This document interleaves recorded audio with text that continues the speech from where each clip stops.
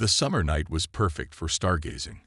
3 kids from Pine Grove Summer Camp sat on a fallen log, their flashlights pointed at the sky as their camp counselor explained the constellations. Tom, the tallest of the 3, kept detailed notes in his small notebook. Next to him, Amy adjusted her glasses while asking questions about light years. Jack, the youngest, swung his legs back and forth, more interested in the snacks in his backpack than the stars above. "Look, a shooting star," Jack pointed excitedly. But it wasn't a shooting star. The object grew larger, its green glow intensifying as it descended. Their camp counselor stood frozen, mouth open, as the massive ship emerged from behind the clouds. It was unlike anything they'd seen before, sleek, metallic, with pulsing lights along its hull. "Everyone, back to camp. Now." The counselor finally shouted, but it was too late. A beam of soft blue light surrounded the 3 children. Tom grabbed Amy's hand, who grabbed Jack's, but their feet left the ground before they could run. The counselor watched helplessly as his 3 campers floated upward, their shapes disappearing into the strange vessel above. Inside the ship, Captain Gray observed the capture operation through the main viewport. His large, silvery eyes blinked with satisfaction as the children materialized in the holding cell. Like most of his species, he stood tall and thin, with gray skin that seemed to shimmer under the ship's lights. "Excellent work, crew. We've successfully captured 3 juvenile specimens," he announced, his translator converting his clicks and whistles into standard galactic basic. "These should be perfect for our study of primitive species." His second-in-command, Officer Blue, approached with a datapad. "Sir, are you sure about taking such young specimens? The Galactic Council might not approve." Captain Gray waved his long fingers dismissively. "These are merely children of a pre-space flight species. They'll be easier to handle than adults. Besides, we'll return them once our studies are complete. No harm done." In the holding cell, the 3 children were already surprising their captors. Instead of crying or panicking as expected, they were organizing. "Tom, what are you doing?" Amy whispered, watching her friend examine the transparent force field with intense focus. "Making a map," he replied, sketching in his notebook. "See how the energy flows. There's a pattern to it. And look, you can see the corridor through it." Jack had emptied his backpack onto the floor. "I've got 3 granola bars, a juice box, some string, my Swiss Army knife they didn't find in my sock, and," he grinned, pulling out a small chemistry set, "my birthday present from last week." Amy's eyes lit up behind her glasses. "Jack, you're a genius. Keep that hidden." "Tom, how many guards have you counted?" "4 different ones so far. They change positions every 30 minutes. Through the ship's monitoring system, Captain Gray watched the children with amusement. "Look at them, playing with their primitive tools. Quite admirable. Really. Officer Blue, prepare the first set of tests. Nothing too stressful. We wouldn't want to frighten the little ones." Officer Blue hesitated. "Sir, I've been reviewing some data about Earth children. Their educational system is unusual. They're taught to think independently from a very young age." "All the better." Captain Gray chuckled. "It will make our studies more interesting. What harm could 3 untrained children possibly do to a state-of-the-art starship?" Back in the cell, Amy had discovered something interesting about the ventilation system near the ceiling. Tom was calculating angles in his notebook, while Jack carefully sorted his resources. None of them looked scared anymore. In fact, they looked excited. "This is just like the escape room we did last summer," Amy whispered. "But better." Tom nodded, still sketching. "They think we're just scared kids. Big mistake." Jack grinned, carefully hiding his Swiss Army knife back in his sock. "Should we show them what Earth kids can do?" The aliens had no idea that their simple capture mission was about to become one of the biggest mistakes in galactic history. After all, they'd never heard of summer camps, survival skills, or the remarkable adaptability of human children. The first sign that something was wrong came during the morning meal delivery. Officer Green, responsible for feeding the human specimens, noticed that the children were sorting their food rather than eating it immediately. "Fascinating," Amy said, holding up a purple fruit-like object. "The skin reacts to heat from our hands." She carefully placed it in a separate pile, while Jack collected the juice-filled pods that came with their meal. Tom continued mapping the ship's layout in his notebook, adding notes about the crew's schedule. "That's the third guard shift change. They're very precise. Every 4 hours exactly." Officer Green reported this behavior to Captain Gray, who watched the surveillance feed with growing curiosity. "Sir, shouldn't they be more distressed?" "Different species react differently to captivity," Captain Gray replied confidently. "Perhaps human children are simply more adaptable." Begin the first test sequence. A panel opened in the cell wall, revealing a simple puzzle, one used to test primitive species' problem-solving abilities. It usually took subjects several days to figure out how to match the patterns to receive a food reward. Amy solved it in 12 minutes. "Captain," Officer Blue called from his station, "the female specimen didn't just solve the puzzle. She optimized it. She found a solution we didn't know existed." The children had already moved on to other activities. Jack was near the cell's corner, apparently playing with the empty food containers. The aliens didn't notice him carefully extracting minerals from the metallic packaging. Through the force field, they watched the guard patterns with innocent eyes. But their minds were racing with calculations and plans. "The ventilation shaft is wide enough," Amy whispered during their huddle. "And I think I know why. They're built for their maintenance robots. I saw one earlier." Tom nodded, adding to his growing map. "The night shift guard takes exactly 7 seconds longer on his rounds. That's our window." "Look what happens when I mix these," Jack demonstrated quietly, combining 2 substances from their meals. The mixture began to bubble slightly, just like the science fair project last year. In the command center, Captain Gray reviewed the day's observations. "Remarkable specimens, aren't they? Such curious behavior patterns." Officer Blue seemed less enthusiastic. "Sir, I've been analyzing their activities. The tall one has been documenting something. The small one appears to be conducting chemical experiments. And the female? They're playing." Officer Blue: "It's what children do." Captain Gray chuckled. "Though I must admit, they're proving to be excellent research subjects. Prepare the advanced tests for tomorrow." That night, as the ship's lights dimmed for the nocturnal cycle, the children put their first plan into action. Amy had noticed that the force field fluctuated slightly when the ship's power redistributed for night mode. Tom had calculated the exact moment when the fluctuation would be strongest. Jack's collected materials were ready. "It's just like making a battery in science class," he whispered, carefully combining his saved components. But way cooler. The aliens had made several critical mistakes in their assumptions. They thought the children's constant questions were merely childish curiosity. They believed the drawings in Tom's notebook were just idle doodles. They assumed Jack was playing with his food rather than conducting experiments. Most importantly, they had no concept of what summer camp, science fairs, or escape rooms had taught these kids. As Officer Green passed their cell during the night check, he noted with satisfaction that the children appeared to be sleeping peacefully. He didn't notice Amy's hand slip into the ventilation shaft, didn't see the small device Jack had assembled, and completely missed Tom's slight smile. The children weren't sleeping. They were waiting. Tomorrow would bring the first real test, not for the children, but for their overconfident captors.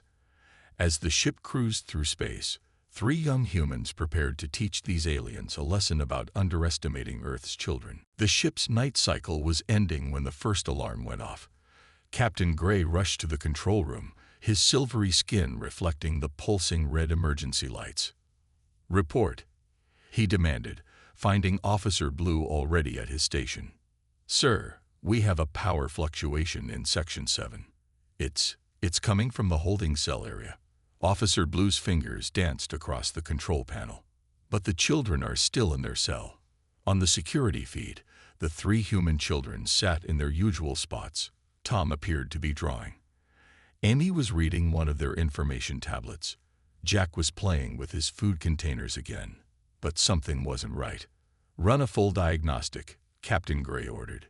"Check all systems." Before Officer Blue could respond, a second alarm blared. Then a third. Suddenly, warnings flashed across every screen in the control room. In the holding cell, Tom closed his notebook with a smile. "Ready?" Amy nodded, pulling their makeshift device from its hiding place. "Jack, your turn." Jack grinned, taking the device they'd built from saved meal containers, minerals from the food packaging, and chemicals from his hidden chemistry set. Just like the science project about electrical conductivity. The device touched the force field at exactly the right spot. The weak point Tom had mapped during power fluctuations. A spark flew, and for just 2 seconds, the field flickered. 2 seconds was all they needed. Amy disappeared into the ventilation shaft first, her small frame easily fitting through the opening they'd slowly widened over the past day. Tom passed her their collected supplies, then helped boost Jack up. He climbed in last, pulling the vent cover back into place.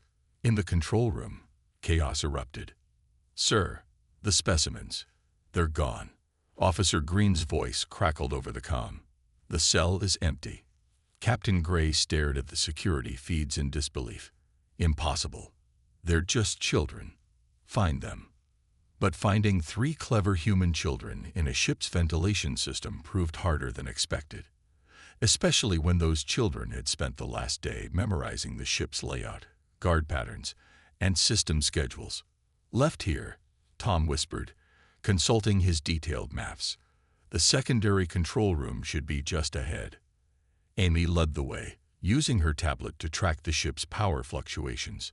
They'd let her keep it, thinking she was just playing games. Instead, she'd been learning to read their technical displays. Jack brought up the rear, carrying his collection of toys. Actually, a carefully assembled set of tools and chemicals. "Watch out," he warned. "Maintenance bot coming up behind us." They pressed against the shaft walls as the small robot whirred past.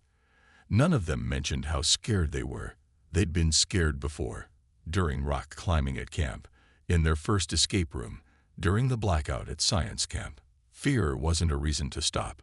In the main control room, Captain Gray watched in growing horror as system after system reported irregularities. The children weren't just escaping. They were causing chaos throughout the ship. "Sir," Officer Blue's voice shook slightly. "The secondary control room.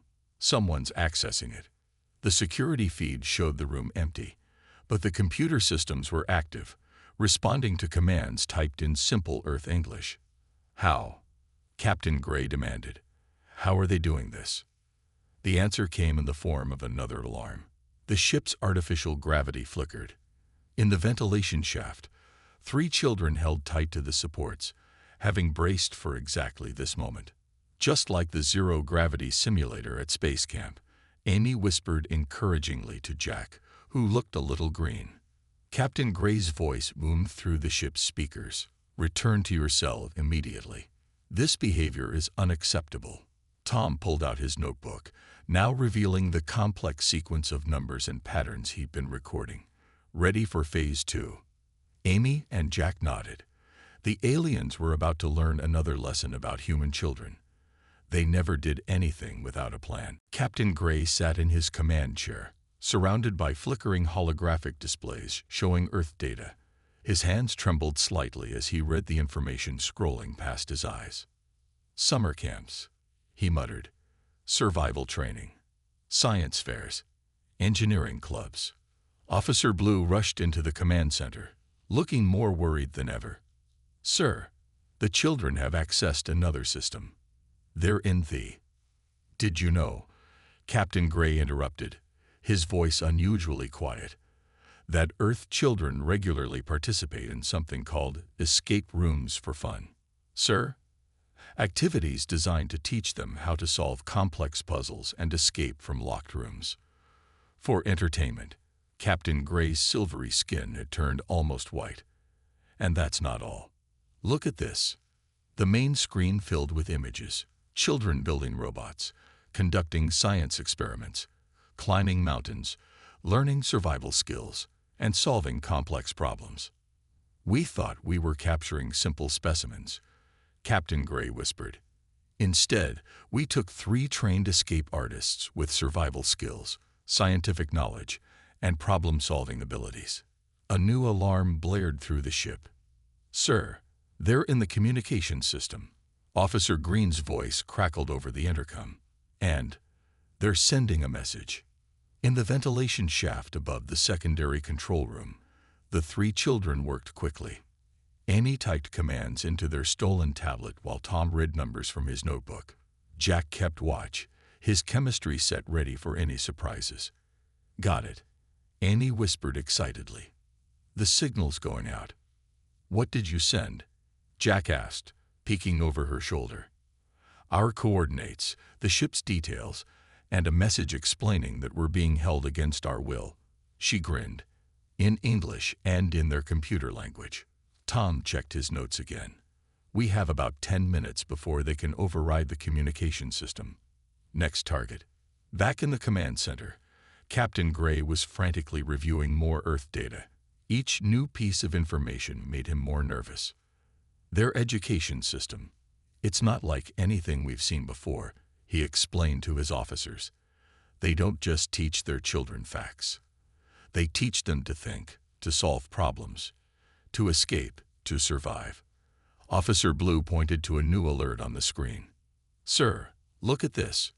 The small one, Jack, his backpack contained a chemistry set. A child's toy on Earth, but it contains everything needed to create basic chemical reactions. Captain Gray finished, his voice hollow. "And we let him keep it, thinking it was harmless." The ship's lights flickered again. "The girl, Amy," Officer Green added, checking his data pad.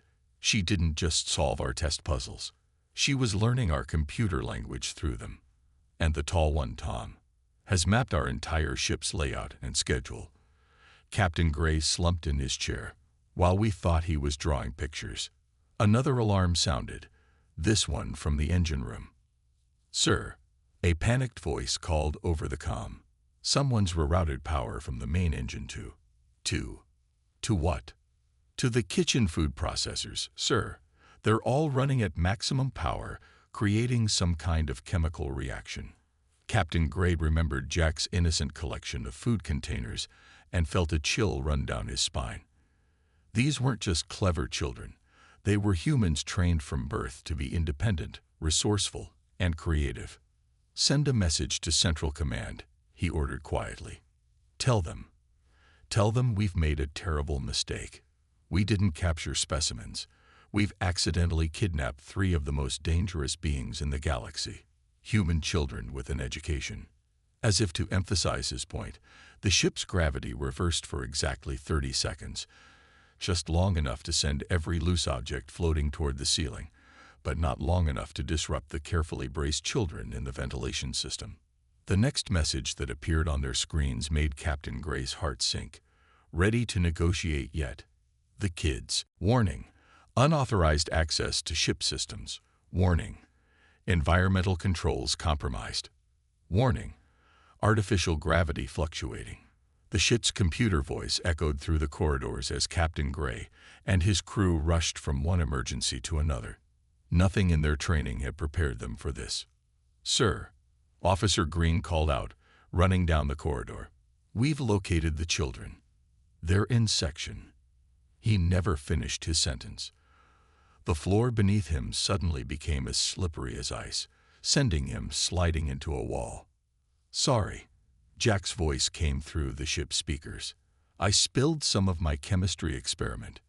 Don't worry, it'll wear off in about an hour." In the ventilation shaft above, Tom marked another successful trap on his map. "That's Corridor 7 secured. Amy, how's the computer system?" Amy didn't look up from her tablet. "I've got access to life support, gravity controls, and the food dispensers, but they're trying to lock me out of communications. They can try, Jack grinned, mixing another concoction from his seemingly endless supply of chemicals. But they'll have to catch us first. Throughout the ship, the alien crew was learning just how creative human children could be.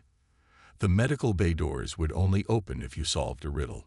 The elevator now played 99 bottles of milk on repeat. And somehow, all the ship's maintenance robots had been reprogrammed to dance whenever they saw a crew member. In the command center, Captain Gray watched in horror as more systems fell under the children's control. "How are they doing this?" he demanded. "They're using primitive Earth technology." Officer Blue checked his readings. "Sir, they're not using primitive technology. They're using our own systems against us. The girl, Amy, she's figured out our computer logic. It's like she's treating it as a giant puzzle game." Another alarm blared. The ship's lights turned purple, then started flashing in a rainbow pattern. "Tom's work," Officer Blue explained. "He's mapped every system in the ship." And Jack, "Sir, those aren't random chemical experiments. He's creating calculated distractions exactly where they need them." On the security feeds, they watched their crew slip, slide, and stumble through corridors. Some areas were filled with harmless but disorienting smoke. Others had their gravity reversed or turned sideways. And everywhere, their sophisticated equipment was being turned into what the children called fun house tricks. "Sir," a crew member called through the comm, their voice slightly higher than normal. "They've taken control of the food replicators. All we can make is something called Brussels sprouts and lima beans." Captain Gray slumped in his chair. How did 3 children turn my state-of-the-art starship into a playground?" Officer Blue finished. "They turned it into a playground."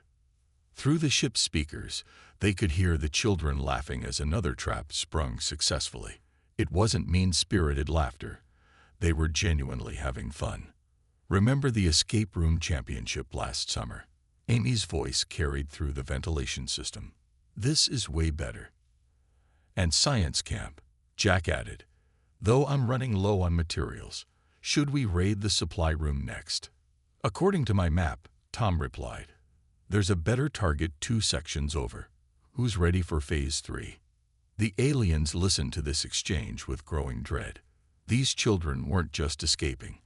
They were treating their entire ship like some kind of elaborate game. A game they were clearly winning. "Sir," Officer Blue approached cautiously. They sent another message. The main screen lit up with large, colorful text. "Ready to surrender. We haven't even used our best tricks yet. P.S. Sorry about the dancing robots. We got bored." The kids. Captain Gray stared at the message, then at his chaos-filled ship, and made a decision. Some battles couldn't be won, especially against opponents who viewed defeat as impossible and everything as an opportunity for fun. "Open a channel," he sighed. "It's time to admit we picked the wrong species to underestimate." The ship's main conference room had never seen a meeting quite like this. Captain Gray and his senior officers sat on one side of the table, trying to maintain their dignity. On the other side sat 3 human children, their faces bright with excitement and confidence. "First," Amy said, adjusting her glasses, "we want all our stuff back. Especially Tom's phone. He has games on it." Captain Gray nodded weakly. After the past few hours, he wasn't about to argue. "Second," Tom continued, consulting his notebook, "we need you to promise never to kidnap Earth children again, or Earth adults, or anyone from Earth, really." "How?" Officer Blue couldn't help asking. "How did you learn our computer systems so quickly?" Amy shrugged. "It's just like the coding classes at school. Plus, your password was password 123 in alien numbers. You really should change that." Jack, who had been unusually quiet, suddenly perked up. "Oh, and we want to know what that purple fruit thing was from breakfast. It was really good." The aliens exchanged bewildered looks. Here they were, negotiating with children who had effectively taken control of their entire ship, and one of them was asking about fruit. "You realize," Captain Gray said carefully, "that you've caused quite a bit of chaos on our ship." "Yeah, sorry about that," Tom replied, not looking sorry at all. "But you did kidnap us first. By the way, we sent another message to Earth about 20 minutes ago. They're probably getting pretty close by now." The alien captain's silvery skin paled. "You contacted Earth. How did you bypass our communication blocks? Remember when you thought I was playing puzzle games on the tablet?" Amy grinned. "I was actually figuring out your communication protocols. It's like that programming competition last spring, but with aliens. And the chemical reactions throughout the ship," Officer Blue asked Jack. "Science fair project from last year." Jack beamed proudly. "Did you know that mixing your cleaning supplies with cafeteria food creates really cool reactions? Don't worry. They're all temporary. Mostly." A new alarm suddenly blared through the ship. Officer Green rushed into the conference room, looking panicked. "Sir, Earth vessels approaching. Multiple ships, heavily armed." Captain Gray slumped further in his chair. "I don't suppose you'd be willing to tell them this was all a misunderstanding." The three children huddled together, whispering among themselves. Finally, they turned back to the aliens.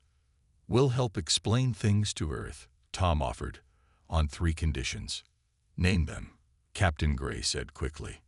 Amy held up her fingers, counting off. 1. We get to keep the tablets you gave us, for research purposes. 2.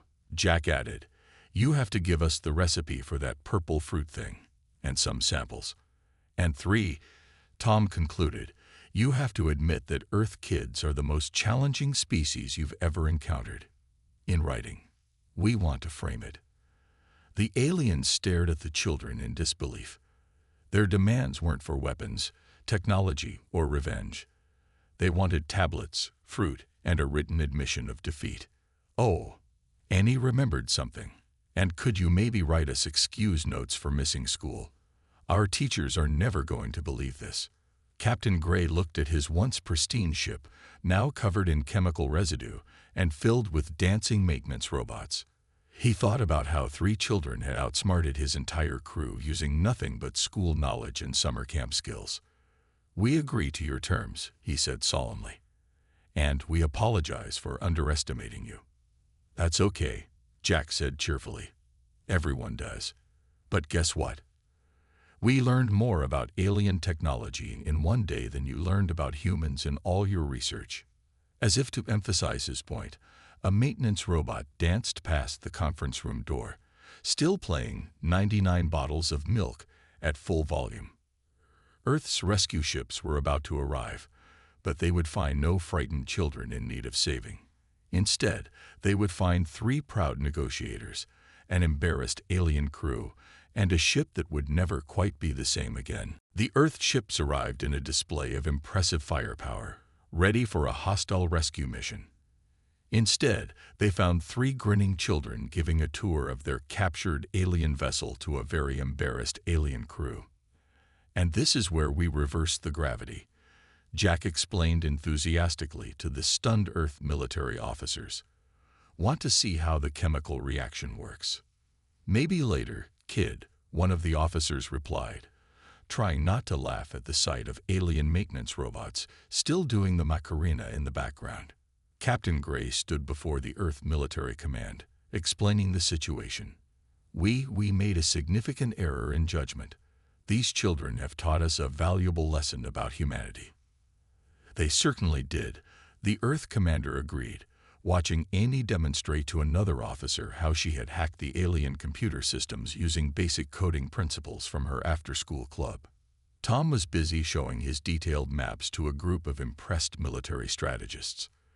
"The ventilation system connects to every major section," he explained. "It's just like the laser tag arena at the mall, but bigger." The alien crew had gathered their dignity as best they could, though it wasn't easy with the ship's lights still occasionally breaking into rainbow patterns. The formal apology ceremony was about to begin. By order of the Galactic Council, Captain Gray read from an official document.